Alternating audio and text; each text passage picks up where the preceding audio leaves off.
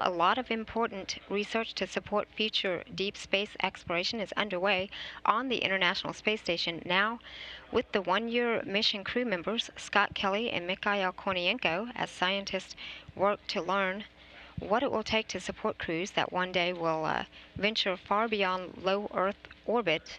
An investigation known as Sleep ISS-12, a follow-up to research on previous station missions as well as space shuttle missions, focuses on the quality and the quantity of sleep for the crew members and how that impacts their health and performance. This morning, we're going to learn more about that from the principal investigator, Dr. Laura Barger of the Harvard Medical School and Brigham and Women's Hospital in Boston. Good morning, Laura. Thank you for joining us. Good morning. Thanks for having me.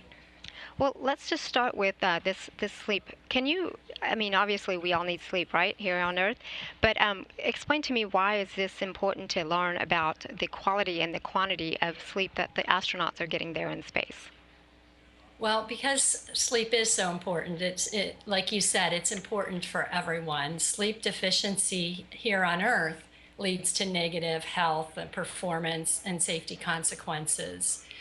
Sleep is a biological need. It can't be overcome by training or professionalism or having the right stuff. In general, adults need to sleep 7 to 9 hours per night. And as the US population, everyone is sleeping less now than they used to. 50 years ago, only 3% of the population was sleeping 6 hours a night or less. And now 30% of US adults report sleeping less than 6 hours a night. And that's 44% when you look at night shift workers. So sleep deficiency is a big problem. Like I said, it impairs your health, it impairs your performance and your mood, your productivity. So obviously for the astronauts up in space who have to perform well all the time, have to be very productive, sleep deficiency would not be a good thing to have in space, and they need to get sufficient quantity and quality of sleep. Well, thank you so much for that. I can certainly understand. I don't think I perform as well here on Earth when I don't have enough sleep.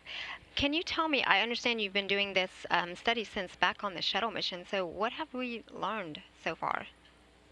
Well, we have been studying sleep for 10 years. We monitored the sleep of shuttle astronauts and astronauts on the ISS. So we had 80 crew members on shuttle missions and 21 ISS crew members participate in our study. And we found that the sleep on the shuttle was about 6 hours per night. And what was most interesting, I think, is before we undertook this study, we had thought that sleep was restricted on shuttle missions, but on ISS, we had heard that people adapt and would sleep more.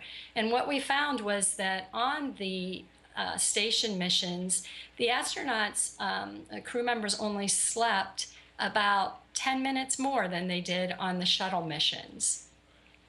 So that was a surprise to us, that we thought that they would be sleeping more on the longer duration missions. And those missions averaged about 6 months. Do you have a hypothesis for what would happen for a person who is in space for an entire full year?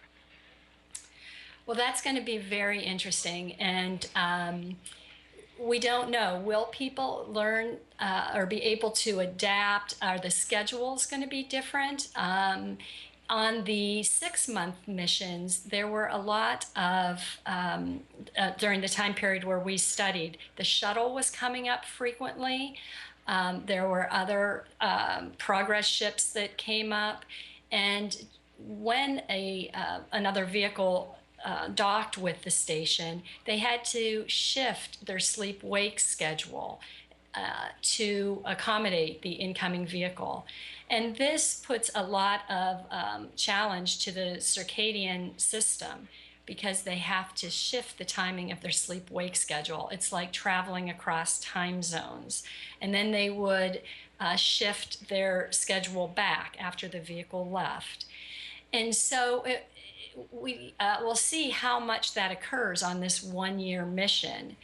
If those shifts occur throughout the 1 year mission, like they did the 6 month mission, we may see a lot of the same sleep deficiency taking place, a lot of those circadian challenges. And you're studying the one-year crew members that would be astronaut Scott Kelly and also Mikhail Kornienko. Can you tell me what it is that they do to participate in this particular study for you? Sure, we're using the same protocol that we used during the 10-year study so that we'll be able to compare the data that we collect in the 1 year mission with the other data collection. And what we have the crew members do, first of all, prior to flight, we collect data to see how they sleep here on Earth. And then during the mission, we monitor sleep throughout the mission, and then we study it post-flight as well. During the study intervals, what we have the crew member do is wear an actigraph or an actiwatch. It looks something like the wearables that you see other people wearing to monitor their sleep here on Earth, like the Fitbits or the Jawbones or those type of devices. We use a research quality device. It's an accelerometer that measures motion of the wrist. So they wear this continuously throughout the data collection periods. And we're able to use a software algorithm that estimates how much sleep the crew member is getting. Also, we have the crew member fill out a daily log. And on that log, they tell us how much they think they slept and when they went to bed and when they got up. That helps us interpret the actigraphy data we're collecting. Also on that log, we're able to collect information about their subjective sleep quality and how alert they feel. And we ask them about countermeasures that they use. So are they using caffeine to help them maintain alertness? Are they taking medications to help them go to sleep at night? And on Earth, they fill out that log every day during the data collection period. And up in space, they fill that out about every 3rd week.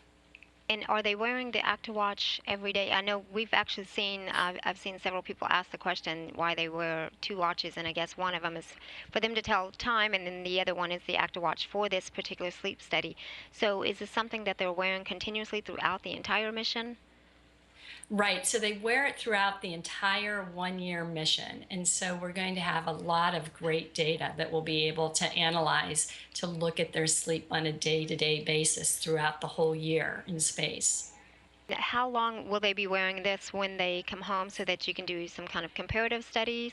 Right, so just for a couple weeks after they land, and we will look at what we would call recovery sleep. If they have lost sleep in space or have any sleep deficiency, then we see a greater increased amount of sleep when they come home. That's what we saw on the earlier missions, that people only slept about 6 hours a night in space, and then they slept an extra hour per night when they got home, and we'd call that recovery sleep. Thank you so much, Laura. We really appreciate you coming out and talking with us. Good luck on the rest of your research, and we look forward to hearing about the results of the one-year crew mission. And best of luck to you. Thank you so much. Thanks so much for your time.